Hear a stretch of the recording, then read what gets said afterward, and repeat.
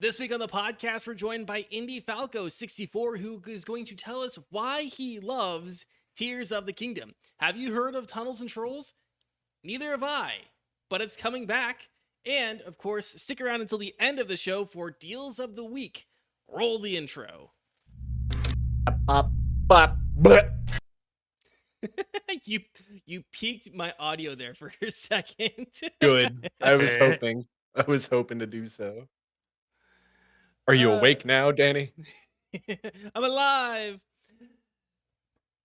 Hello and welcome to Next to Nothing, a podcast for gamers on a budget. I am your host, Danny K. I almost said host and Dungeon Master Danny K, and that's not the right show. Not yet. I mean, we could roll for it. Yeah. That is not the right show. Hello and welcome to Next to Nothing, a podcast for gamers on a budget. I am your host, Danny K. With me, as always, the wonderful, the beautiful, the Mr. Green Elite Green. How are you doing today? I'm doing okay. I can't complain. I jumped in the pool for like 20 minutes. It was nice. Yeah.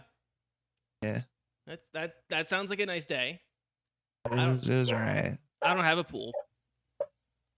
We're also joined by the Spooky and the Ukuli, the Mendacii. How you doing, Mendacii?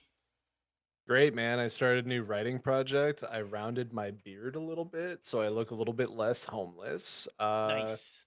And I've just been playing a lot of JRPGs and applying to new jobs. So happy summer. Yeah, I need to round my beard out too a little bit. I'm looking a little scraggly here. We're also joined by sexy Indieflaco64 once again, one of our frequent guests. Indy, how are you doing today? I'm doing good, man. Been playing all snuggled up, kind of, sort of, in this shitty ass chair with I almost said Breath of the Wild, but Tears of the Kingdom. And otherwise, I finished. I got to play the Diablo 4 beta again this weekend, so it's been really no time in between, especially thanks to Tears of the Kingdom. But like, cozy, man. I'm happy. I'm in my lane.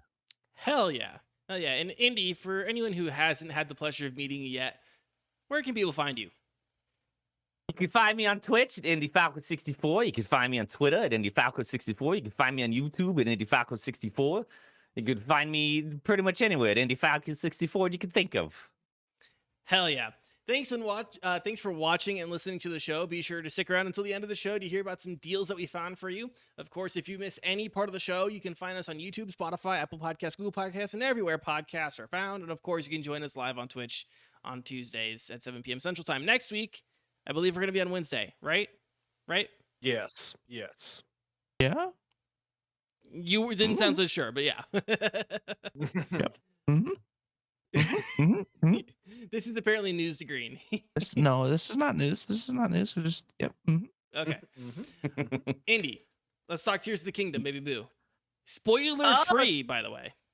Very spoiler free. Most of it you can very much. I mean, I'll put it to you this way: I think this is actually the first like very direct sequel to a Zelda game, and it's obviously a direct sequel to Breath of the Wild. Comes right after it. It's only, I think, like 6 months in between or something. But if you like Breath of the Wild, you'll love Tears of the Kingdom because it has absolutely skyrocketed on the creativity note. Some things are still the same. Well, a lot of things are still the same, but you've obviously got a different story. You've got the areas have changed. There's definitely much more to explore. I'm not going to say where, but obviously from the trailers and such, there is for sure Sky Islands now, and there's definitely more land mass down below to start with. But it's very much like Breath of the Wild. You have your exploration. You've got Link and Zelda starting out as a duo at the very beginning of the game. Some stuff happens that I'm sure you've seen in trailers. Everything goes freaking crazy. There's corruption everywhere. And then, of course, you're again on an adventure to stop said corruption and hopefully save all of Hyrule. And in the meantime, you are exploring. You are acquiring new abilities, which you actually get kind of quickly. Actually, really quickly. You get kind of almost front-loaded with most of them within the first, probably within the first hour if you don't dawdle too much. Yeah. And I mean, graphically, it's about the same. It's a little bit prettier. It's a tiny bit more optimized, but it's also a bigger game. So at times it'll feel like it's running better and then worse than Breath of the Wild. So, Mhm. mm, I guess I could go over some of the new abilities. Everybody's favorite is actually, let me say that for last because that's going to go on and on. But there is most definitely the fuse ability, which we'll get very soon. And that's where you can fuse various objects that are sometimes in your inventory, sometimes not in your inventory, depending.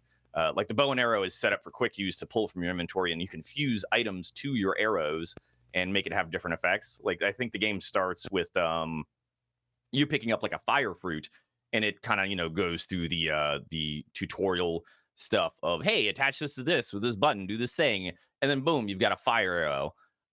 And then you can attach a bunch of other things with a bunch of other really weird and goofy effects, and it's so silly and ridiculous. One of my favorites is attaching a mushroom to any melee weapon. Once you do the final hit with your weapon, it just launches them and ragdolls them like 50 to 100 feet out. It's fantastic. Easy way to knock something off of a mountain for sure. You can also, what's nice about Fuse is it also typically adds more attack power and more durability as well.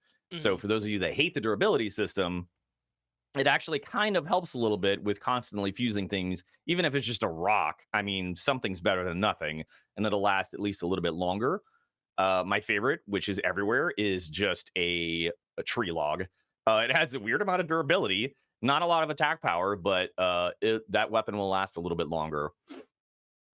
It's you obviously start out with a lot of low durability weapons and stuff, so this is kind of annoying. I don't like the durability system at all personally. I play on an emulated Yuzu, and I just I have infinite durability and everything because I hate that crap. But some people like it, and honestly, you're gonna have a lot of fun mixing and matching all sorts of items that you find in the game.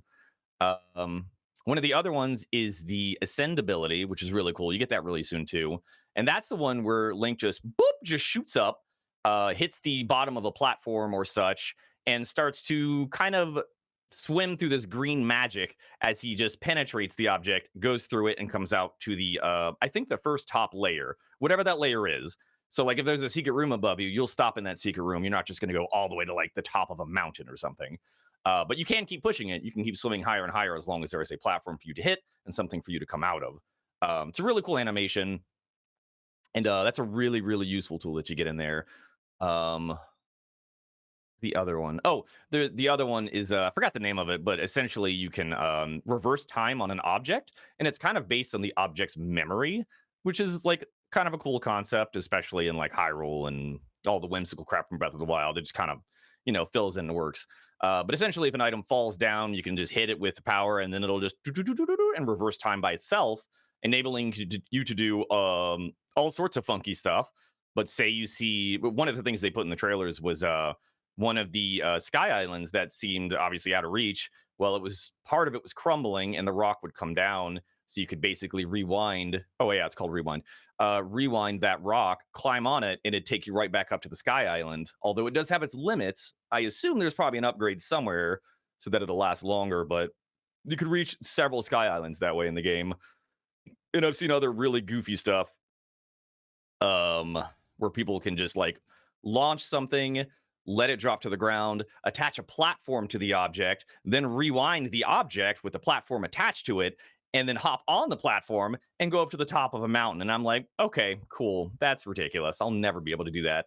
But it has lots of really good uses. And obviously, everyone's favorite is the Ultra Hand ability, where you can basically, quote unquote, glue or, fuse almost anything together as far as like loose objects and platforms and stuff. There is a preset amount of objects you can use. There are some walls you obviously cannot, attach anything to. But this is where, man, there's a lot of dick rockets out there. First of all, that is the most common thing by far. People have made anything from like a small wagon to just a tiny little boat with a fan on it. Everyone's been going crazy, and they have made things like an actual helicopter, a helicopter with auto targeting energy ball guns.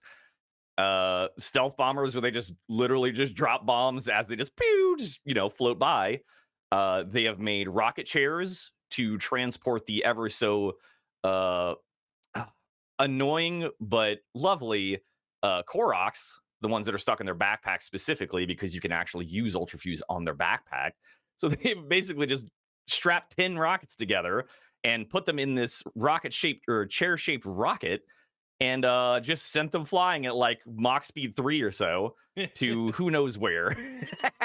They kind of go out of the drawing distance sometimes, and then you just don't know what happened to them. But there's stuff like that. People have made really awkwardly sexual things, of course, because why not?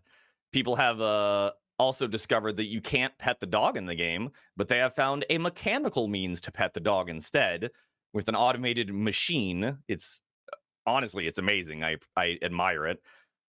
They've even made tanks. They've made robots, launch pads, and now people are trying to automate things with wheels. There was a giant cartwheel, basically, where someone I think it was like an octagonal shape. I think there were like 8 boards strapped together to a center wheel, so it just spun like a what do you call it? Like a water wheel on a thing with the water wheel. Millhouse? I don't know. You know what I'm talking about. But it just spun Mill? like that, and they yes, I guess so. Yeah, sure. Oh, a watermill? What I think a watermill. I don't know. But yeah, essentially just spun like that, and they would have a steering pedestal that they could stand on, and they would just go around on their one giant wheel, just slapping shit around. So that's been everyone's favorite. That's the most creative thing that Nintendo's done, and I don't know if there's a limit on what you can glue. But that adds all kinds of way to solve puzzles and take on enemies, and it's honestly amazing. But otherwise, it's very similar to Breath of the Wild. It's got that same format. If you got adventure, you're going to go to these shrines. You're going to obviously find Koroks everywhere. You're going to discover some new dangers. You're going to find old foes that you used to fight too. So yeah, I mean, I think that kind of sums it up. Honestly, it's not terribly different, but it is also a direct sequel, so it kind of makes sense not to be terribly different from Breath of the Wild. Mm-hmm. But yeah, I think you guys will like it a lot. Okay, so I did have a couple specific questions I wanted to ask you about. Mm-hmm. You alluded to it earlier, but you are playing the game through emulation. Yeah. How is that going? And can you just describe a little bit of the any of the pains or any of the successes you've had with emulating this game? I got a lot of both of those. That's fine. Lots of pains, mostly because I'm new to emulating a Switch. The last thing I've ever emulated, I think, was probably like Nintendo 64 or maybe PS2. I think it was PS2. So it's been a while since I've really wanted or had to emulate something. I decided to emulate it because I just kind of wanted a higher resolution, because I know Nintendo Switch doesn't really provide a whole lot. And that's really one of the main reasons. And then I saw some other mods and got attracted, and it's just down a rabbit hole I go. But Yuzu was it's like 100 something steps or something to do everything you need to do to get it emulated. So it's not just like PS1 where you're just like, let me grab this bin file, grab this config file and this config file. It's on this website. Boop, boop, boop, done. No, it took some time. It was worth it, though.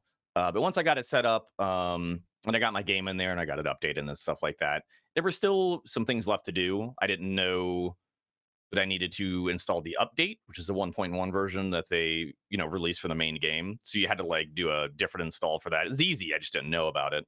But then there's a lot of settings. And then depending on your graphics card, those settings will or won't work out for you. And that took probably, honestly, between a couple days of goofing around, it probably took like a solid day of actual like messing around trying to find the right settings, because everyone has mixed results, because you got people on NVIDIA and then the different tiers of like the 2000 series, the 1000 series, the 3000, and then same for AMD, because I'm on the 7000 series, and then there's older series of AMD GPUs that handle things a little bit differently. And unfortunately, because I'm on the 7000 series, I have some it's like weirdly like it looks like Missing No from Pokemon, but it's just like a pixelated outline of certain terrain textures that just doesn't really go away. But it seems to be mostly with like crumbly terrain, like dirt or like very, very weather-worn stone edges. But otherwise, it doesn't like bring itself about anywhere else. So I have to deal with that. But I did get it running at about 45 frames on average, and it's at 1440p, and it runs really well, and I'm very happy with it. And it feels great. I wish it could have been this good on the Switch. And that's what bums me out about the Switch is that hardware it's innovative, it's creative, but it's also so very dated. Yeah. And I wish Nintendo would pick up the pace on that. And I get to have infinite durability. Like I said, I hate durability in that game. I hated it in Breath of the Wild too. I hate it in most games. So that's the other nice perk, and that was thankfully very easy and quick. But yeah, that's pretty much it. And it's all on PC, which is very convenient for my audio needs, no audio delays or anything like that, and just boop boop boop streaming no problem. So Yeah. yep. So man, you covered so much. I'm trying to think if you didn't answer anything I was gonna ask you. So I'm gonna turn it over to the other guys here. Mendacii, Green, do you have any thoughts, questions you wanna put out there? I personally, Plenty. I'll condense it down though. yeah, got anything, Green? I don't know. I've been watching Okay. Indie play, and it's been fun to watch so far. Awesome. So I Yeah. think. So Oh, go ahead. I've got. Yeah, I was gonna say I have several questions, but I will condense them down. So as someone who's also been playing like Legend of Zelda for decades, um, how do you feel like this actually like fits as far as the Legend of Zelda game? Like it kind of feels like it's like the logical, sequential step when you look at Breath of the Wild. But how do you feel like it fits as like part of the series? As far as the story, see, it's hard because I'm so used to Zelda just kind of being just very different, each release. Yeah. Minus the 2D Zeldas. The 2D Zeldas mostly feel the same to me. I hate to say it. Yeah. But as far as the three-dimensional Zeldas, they all just have typically had like such a different feel and approach, and obviously different story and stuff, and they're Yeah. in their own branch Spirit in the Tracks, storyline. Minish Cap are completely different from say like Ocarina of Time and Majora's Mask. For sure, absolutely. And as far as this goes, I kind of wanted something very different. We didn't Mhm. really get something very different. The story is still related, but also different. But then the gameplay mechanics are, I mean, essentially the same. The button layouts, everything is basically essentially the same. You just have much more creative tools to work with that brings you a lot of pain and a lot of laughter with the silly crap you can do. And also, it's kind of cool because it gives you more choices, and I like options, man. That works for me. But man, it's a mixed bag for me. It's a mixed bag because I just wanted Yeah. more, but it just Like what more did you like? Because obviously, like they've brought back the shrines. So like there's like the mini dungeons, there's full dungeons, there's like floating islands, kind of like Skyward Sword. yeah. There's all sorts of platforming and stuff, and there's even like an entire area below the map if you can find a hole to go down there. Like there's Mhm, tiers in this kingdom, Tiers. It's a sure. 3-layer cake. But like, Mhm. does it feel like Zelda or does it feel like Breath of the Wild? That's the core of my question here. Oh, that's a tough one. That's a really tough Right. question. Yeah. Yeah. I would say it feels more like Breath of the Wild to me. Because like when I Mhm. play it, I'm like, yeah, this is basically Breath of the Wild. That's my first thought every time I play it. I still have a Mhm. lot of fun, don't get me wrong, but it still pretty much just feels like Breath of the Wild. Even the spacing between the shrines and stuff, still kind of the same vibes. Like it's a necessary thing. You want those shrines for hearts or stamina or whatever, kind of Mhm. like Breath of the Wild, but it's kind of spaced out. I will say the dungeons are a little more, definitely more creative, and some of them are really weird. And you're like, how the heck am I supposed to do this with like an air balloon and a stick? What is going on here? And then see, but you find, better ways to deal with the dungeons. So I feel like the puzzles are just like a tiny bit of an increase, a step up, but it's enough to be like, all right, this feels kind of refreshing. But Right. again, it's still Yeah. kind of spread out like Breath of the Wild. Even down below. Well, I'll put it this way: while I'm running around in Hyrule Field, and I find a chest, I am often disappointed because I have this beautiful chest, whether it's metal or has a cool face on it, or it's just wooden or whatever. Surprise! Enjoy your 10 rubies. Enjoy your 3 arrows. Okay, I just took down this giant rock dude, and then I get like 5 arrows as a reward. I'm like, okay, cool. This is great. Love Right. it. So Maybe like that's it not the kind of main takes out reward. like yeah, it kind of takes out some of the risk reward that you would have in like the previous titles and kind of replaces it with like open world RNG style stuff where it's like we will give Hmm. them 5 of resource. We will give them 12 of resource. And so things kind of end up feeling like a little poopy. Like that's like the big And thing that came to my mind. The reason why I wanted to ask you the question was because it looks like people are having tons of fun, but they're having mostly tons of fun playing with a super goofy fucking physics engine, 100%. but are they having fun playing Zelda? That You is know, that like is a good question, are you and that's rolling why I and going say yeah? Or are you like, now watch me make a two-stage V rocket go all the way up to the moon with this Korok strapped to it because fuck Koroks and finding 900 of them. Yeah. yeah, there's no way you want to, and if your durability is off, you don't really have the need for it. And honestly, even if you still deal with the durability, like the Korok seeds still aren't super important. You get a few Mhm. slots, and you're like, all right, this is good because you'll find better weapons with better durability, and then fuse it to better stuff, last longer, etc. So, but I just wish there was more to do with the places I go to, and less of, oh, here's this poo poo reward Mhm. for dealing with this camp. But like, I've just found myself starting to avoid camps now and avoid a lot of fights unless they seem unique. And that's kind of a bummer. Like I want to explore every inch like I did with like Elden Ring. And it's not really much point in doing it here unless you want to make a giant robot and poop on things with laser balls from like a mile away, you know? Yeah, it's a So it's a cool open world game that doesn't have like a lot of actual things populating the open world space. And yeah. it's I don't know, to me, I'm trying to decide if it's worth purchasing a $70 Zelda game if the primary use of it is as a physics engine goof around. Like, cause I don't want to pay $70 for like a shiny new Gary's mod. Yeah, I feel that. And like I said, if you like Breath of the Wild, you'll for sure love this. If you're a Zelda fanboy, you'll definitely love this.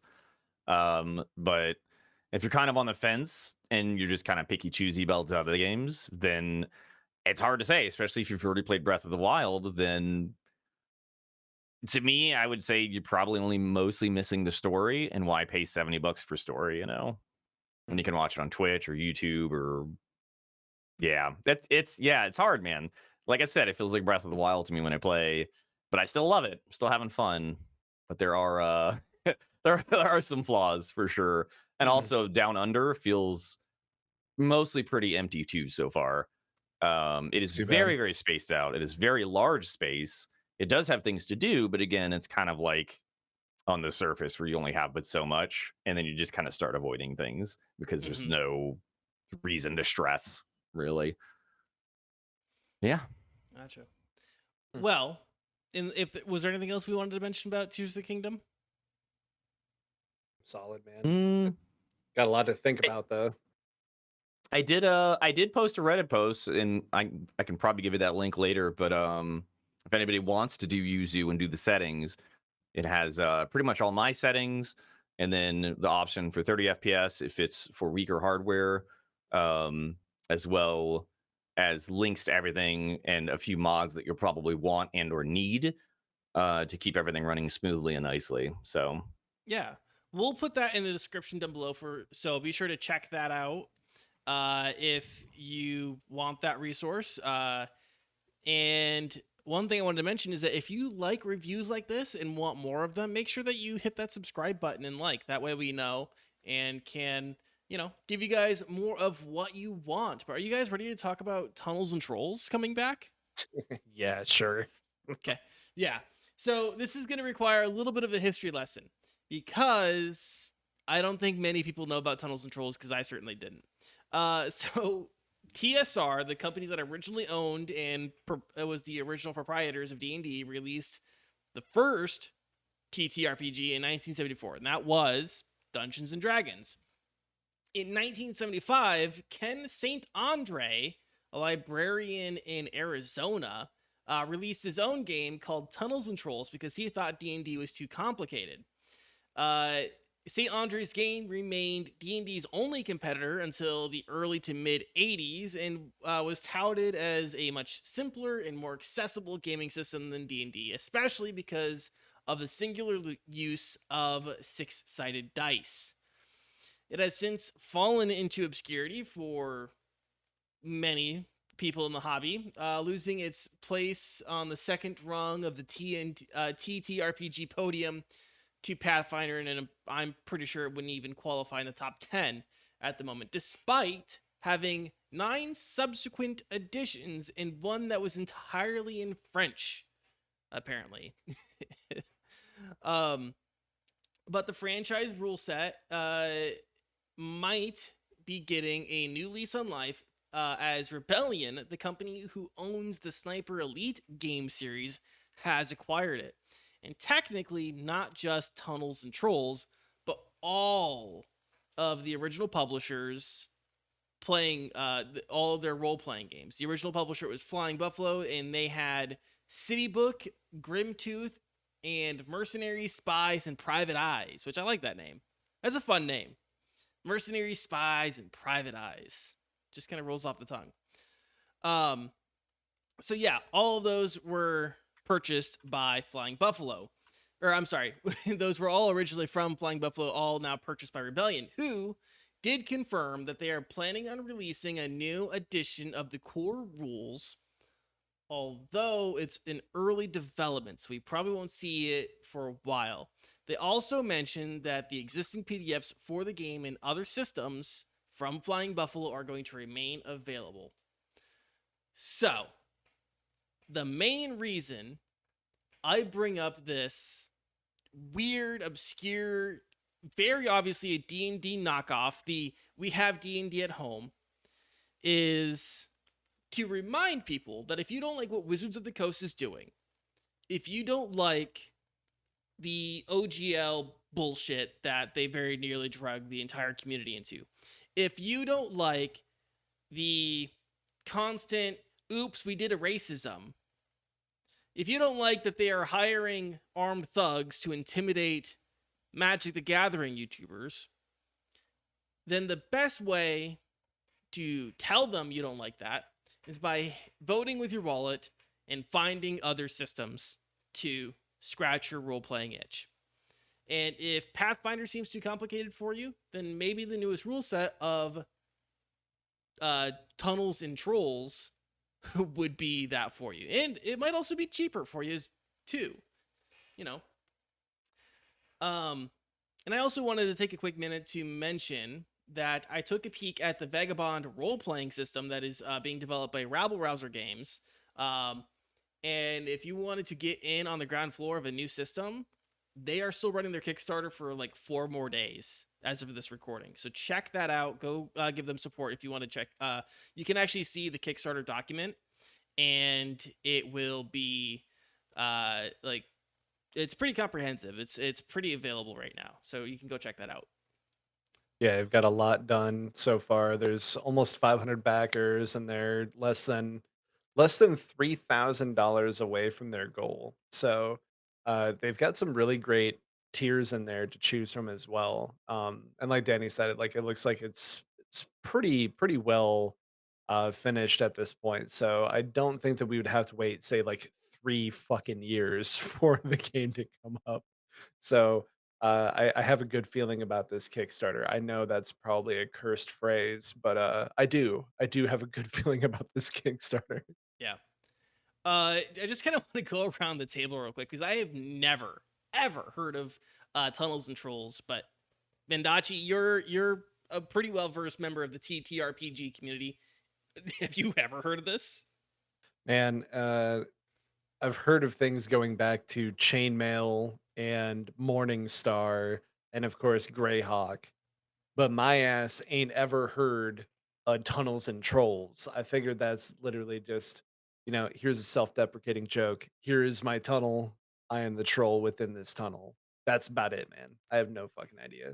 Never heard I of it. I thought it was like some sort of SpongeBob joke at first. Tunnels and Like, Trolls. yeah, they're like SpongeBob and Patrick are playing Tunnels and Trolls because they can't say D&D. Green, have you ever heard Right. about this? No, but I'm also not like huge into the like TTRPG community. Um, you know, until recently. So no, you are right. It does remind me of like bunkers and badasses almost. You know what I mean? Like it's like someone like just like trying to offshoot, like not being able to say D&D, Dungeons and Dragons. Indy. Yeah. I haven't heard of it either. I have not. It kind of makes me think of like, oh, what is it? Like dungeons and diners and drive-ins and dives, or like one of Yeah, the those t-shirt. weird. You know what I mean? It makes me think of something like that, not Taverns and like an wyverns. actual system or setting. So it's yeah. I'm intrigued though.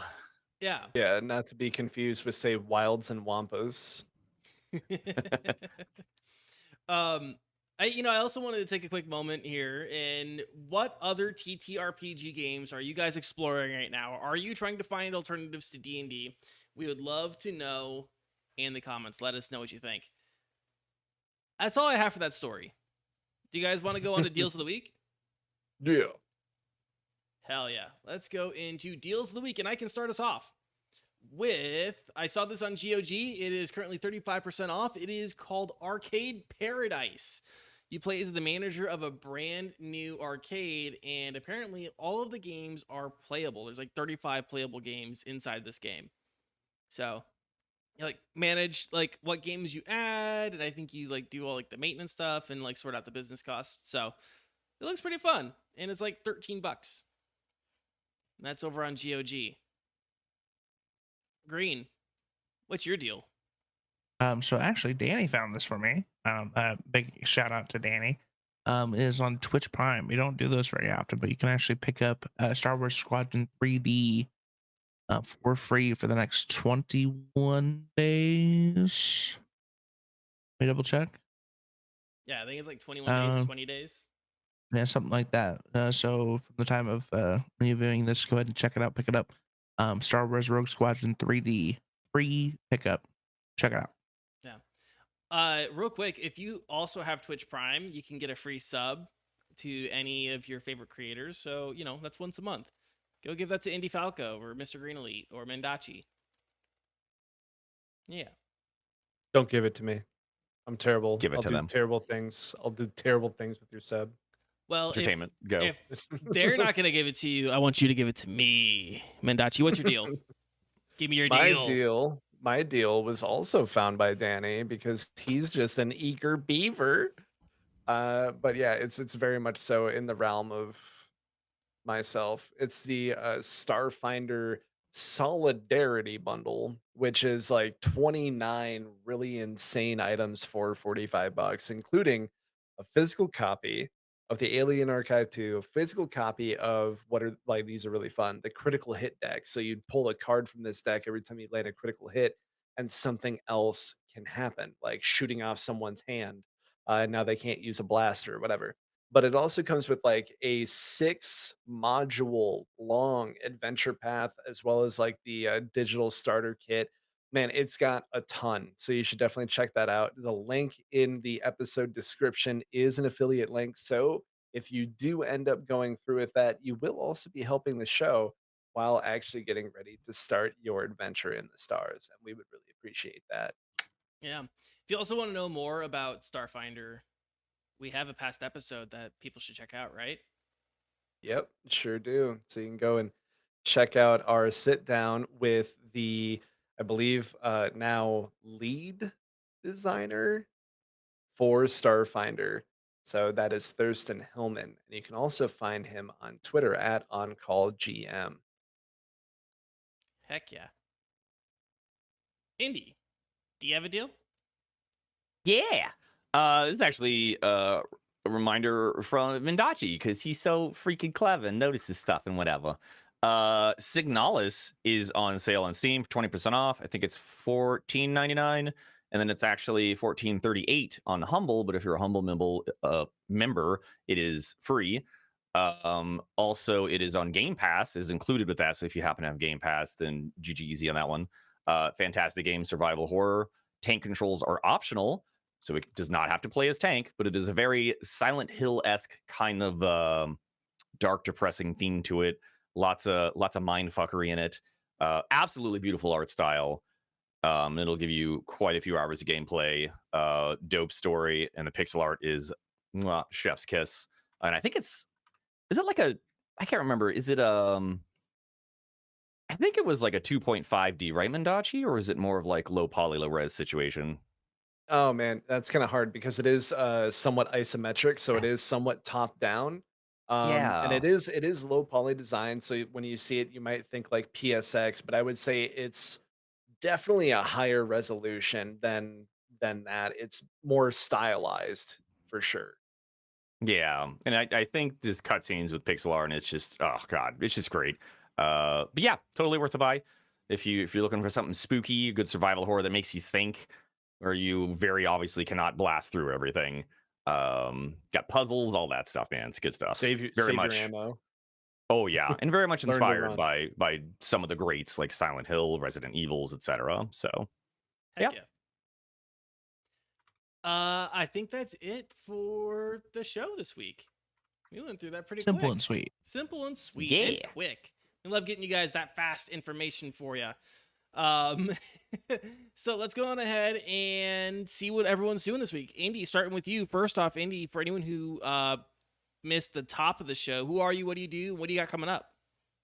I'm a content creator, and I do a lot of Twitch streaming. Sometimes I'll upload things to YouTube. Kind of depends on what it is.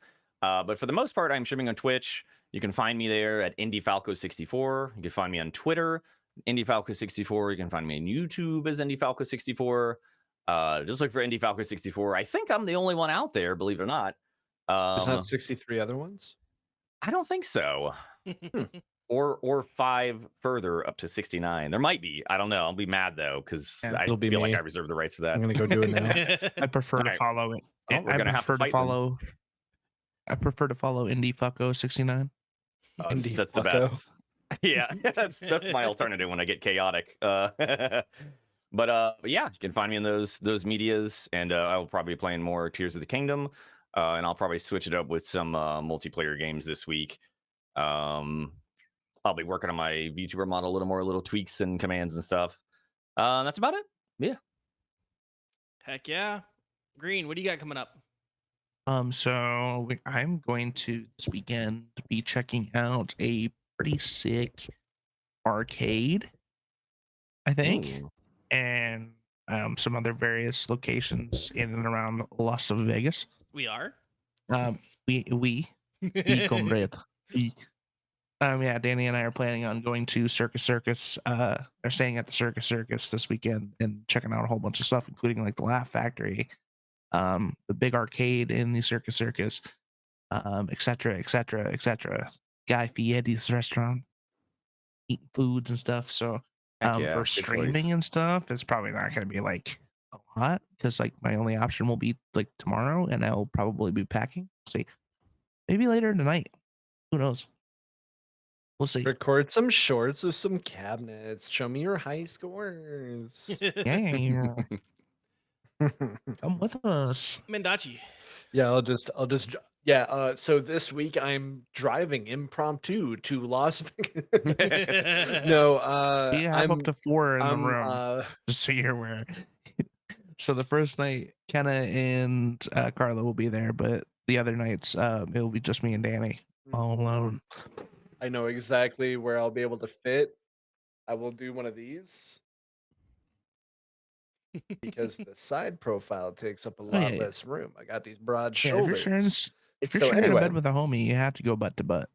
Ooh, nah, man. Well, I mean, I guess that does make sense. My butt is like so that would fit very well. However, instead, I will be working on schoolwork for that Dugre, and probably playing Honker's Skyrail. I'm gonna play the Honkai Honkers. So I might stream that because people love gacha and they love waifus, and So I'm much. having a I'm having such a good time. I've gotten really good pulls. I got me a Natasha and a Pella, and yeah, I'm doing really good. Got RNG on my side. Praise you, RNGesus. So yeah, check me out over on Twitch /Mendacii MENDACII, or just follow all the bullshit that I post on Twitter. Is a bunch of hot garbage and litter at only Mendacii, same spelling. Hell yeah. I've coming up for me, we have VRCANA this weekend. One more we have a bonus episode with Zombie and Green Elite going up. And that's the biggest thing I think right now. Do make sure that you're subscribed, because I am planning on doing a lot of releasing a lot of content on YouTube here. Some freebies for VRCANA. I've been working on a lot of design stuff in the background.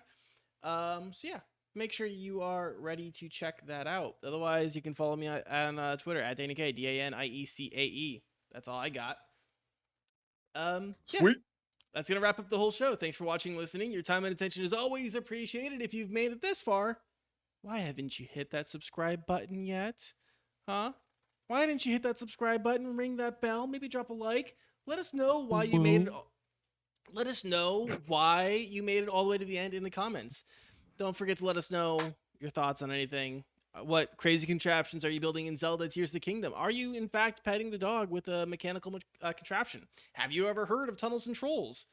All that stuff. Let us know in the comments. Until next week, stay safe, stay healthy, keep fighting the good fights, and we'll see you again next week. Goodbye!